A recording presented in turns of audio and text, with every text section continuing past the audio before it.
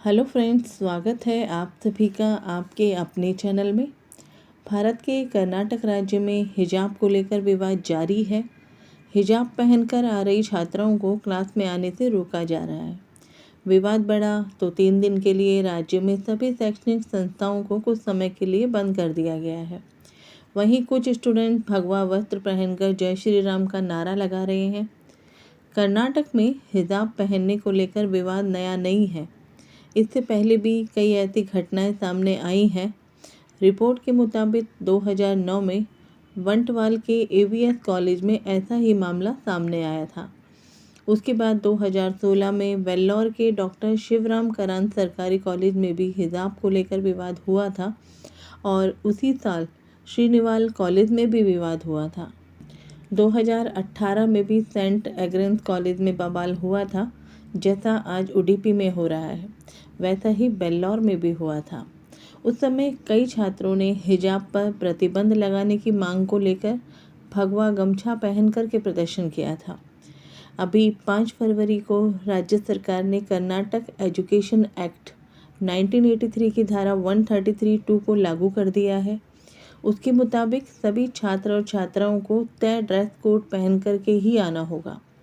आदेश में ये भी कहा गया है कि अगर किसी कॉलेज या स्कूल में कोई ड्रेस कोड नहीं है तो स्टूडेंट ऐसे कपड़े पहनकर नहीं आ सकते जिससे सामुदायिक सौहार्द, समानता या फिर शांति व्यवस्था को खतरा हो।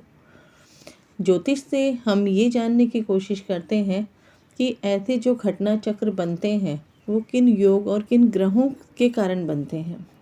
अभी 22 फरवरी 2022 को देवगुरु बृहस्पति कम्बस्त होने वाले हैं, अस्त होने वाले हैं, जो 23 मार्च 2022 को उदय होंगे, यानी लगभग 1 महीना। यहाँ जुपिटर का जो रोल है वो बहुत इम्पॉर्टेंट है, क्योंकि जब भी कभी धर्म को लेकर बात हो, शिक्षा को लेकर बात हो, साथ ही साथ इन दोनों से रिलेटेड अगर किसी कानून की बात हो, कोई न्यायिक बात हो, तो जुपिटर का रोल ही देखने में आता है। ऐसे में अगर इस ग्रह में कोई भी मूवमेंट होता है तो देश दुनिया में बड़े बड़े चेंज देखे जाते हैं और यही सब हम मुंडेन एस्ट्रोलॉजी में भी देखते हैं। ऐसे में किसी भी शिक्षण संस्थानों में धर्म को लेकर होने वाला विवाद भी देखा जा सकता है। सबसे पहले ये समझने की कोशिश करते हैं कि ज्योतिष में कम्बस्ट क्या होता है, अस्त ग्रहों का क्या रोल होता है एक आम जीवन पर। ज्योतिष में अस्त ग्रह एक ऐसा शब्द है जो बहुत इम्पॉर्टेंट है। वैदिक ज्योतिष के अनुसार जब भी कोई ग्रह राशि परिवर्तन या फिर अस्त होता है तो इसका सीधा असर मानव जीवन पर पड़ता है। वैदिक ज्योतिष में सभी ग्रहों का स्थान सर्वोपरि होता है, क्योंकि ये ईश्वर के वे तत्व होते हैं जो हमारे जीवन में प्रत्यक्ष और अप्रत्यक्ष रूप से प्रभाव डालते हैं और इसी कारण लोग ग्रहों में आस्था रखते हैं। अपने जीवन की समस्याओं को दूर करने के लिए ग्रहों की शरण में जाते हैं, ग्रहों से जुड़े देवी देवताओं की शरण में जाते हैं। सभी ग्रहों की अपनी कुछ अवस्थाएं होती हैं, कुछ विशेष स्थिति होती हैं, जिनमें मुख्य रूप से ग्रह एग्जॉल्टेड होते हैं, डिप्लीटेड होते हैं, मूल त्रिकोण राशि में होते हैं, ओन साइन होते हैं, सम राशि में होते हैं, मित्र राशि में होते हैं या फिर एनिमी राशि में होते हैं। तो ये जो ग्रहों की अवस्थाएं होती हैं ये बहुत महत्वपूर्ण मानी जाती हैं। इसके अतिरिक्त ग्रह वक्री भी होते हैं, अस्त भी होते हैं। इनके सबके जो अपने प्रभाव होते हैं वो अलग अलग होते हैं।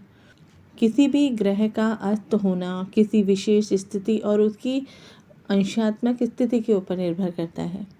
जिस प्रकार सूर्य राइज होता हुआ जीवन देने वाला होता है, ऑस्पिशियस होता है, और अस्त होता हुआ सूरज अंधकार के आगमन की सूचना देता है, उसी प्रकार कुंडली में अस्त ग्रह जीवन में समस्याओं के बारे में सूचना देते हैं, क्योंकि वो बल से हीन हो जाते हैं, कमज़ोर हो जाते हैं और अपने जो मुख्य उनके कारकत्व होते हैं उसमें कमी हो जाती है, जिसकी वजह से वो ग्रह कुछ खास फल देने में सक्षम नहीं होते।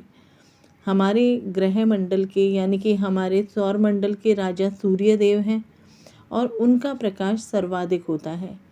इसलिए जब भी कोई ग्रह उनके समक्ष जाता है तो उसका तेज समाप्त होने लगता है। क्योंकि सूर्य में इतना तेज होता है कि कोई भी उनके पास जाते ही अपना बल, अपनी शक्ति को खोने लगते हैं। और ज्योतिष में भी ग्रहों के राजा सूर्य के निकट जब भी कोई ग्रह आता है किसी विशेष डिग्री में, किसी विशेष अंशात्मक दूरी पे, तो वो ग्रह सूर्य के प्रभाव से बलहीन हो जाता है और इसी को सूर्य से अस्त होना कहा जाता है।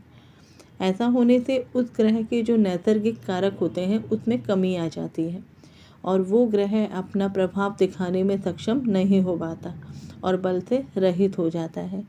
वो ग्रह कुंडली में किसी भी स्थिति में हो, चाहे वो एग्जॉल्टेड हो, उच्च का हो, ओन साइन हो, मूल त्रिकोण राशि में हो, लेकिन अगर वो अस्त है तो उसकी शक्ति क्षीण हो जाती है, उसकी शक्ति में कमी हो जाती है।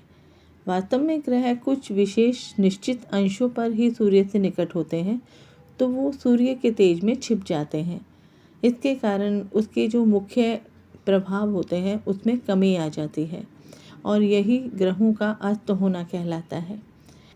आपको बता दें, देवगुरु बृहस्पति जुपिटर जो हमारे सोलर सिस्टम के सबसे बड़े ग्रह के रूप में जाने जाते हैं, ऐसे में हर एक ग्रह की अपनी एक निश्चित डिग्री होती है जब भी कोई ग्रह सूर्य से अस्त होता है। बृहस्पति की बात करें तो ये सूर्य के दोनों ओर से 11 डिग्री या फिर 11 डिग्री के अंश की दूरी पर या उससे अधिक निकट आ जाता है तो वो अस्त हो जाते हैं। 22 फरवरी को देवगुरु बृहस्पति अस्त होने जा रहे हैं जो 23 मार्च 2022 तक अस्त रहेंगे और उसके बाद वो उदय हो जाएंगे।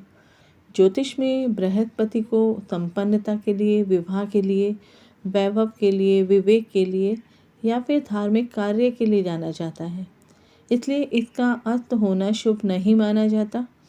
देवगुरु बृहस्पति जब भी अस्त होते हैं तब किसी भी तरीके के शुभ मांगलिक कार्य नहीं किए जाते। इस दौरान शादी, मुंडन, नामकरण जैसे कोई भी संस्कार नहीं किए जाते। अभी 22 फरवरी से लेकर 23 मार्च तक कोई भी धार्मिक और मांगलिक कार्यक्रम नहीं हो पाएंगे। वैदिक ज्योतिष में बृहस्पति को गुरु कहा जाता है। धनु और मीन राशि के ये स्वामी होते हैं। कर्क राशि इनकी एग्जॉल्टेशन की राशि होती है और मकर राशि इनकी नीच की राशि मानी जाती है। गुरु ज्ञान के कारक होते हैं, शिक्षक के कारक होते हैं, संतान के कारक होते हैं। शिक्षा से संबंधित जो भी चीज़ें होती हैं वो देवगुरु बृहस्पति के ही अंडर में देखी जाती है। किसी भी तरीके के धार्मिक कार्य हो, पवित्र स्थान हो, धन हो गया, दान हो गया, पुण्य हो गया या फिर किसी भी तरीके की वृद्धि का कारक बृहस्पति को माना जाता है। बृहस्पति शिक्षा का, एजुकेशनल इंस्टीट्यूट का कारक ग्रह होने के साथ साथ ये धर्म के लिए भी जाना जाता है, धार्मिक कार्यों के लिए जाना जाता है। ये जो विवाद कर्नाटक में शुरू हुआ है, इसका क्या रिजल्ट रहेगा, इसे हम ज्योतिष से समझने की कोशिश करते हैं। 1 नवंबर 1956 को कर्नाटक का गठन हुआ था। उस समय से अगर हम कुंडली को देखें तो हम यहाँ पर सूर्य कुंडली से विश्लेषण करते हैं।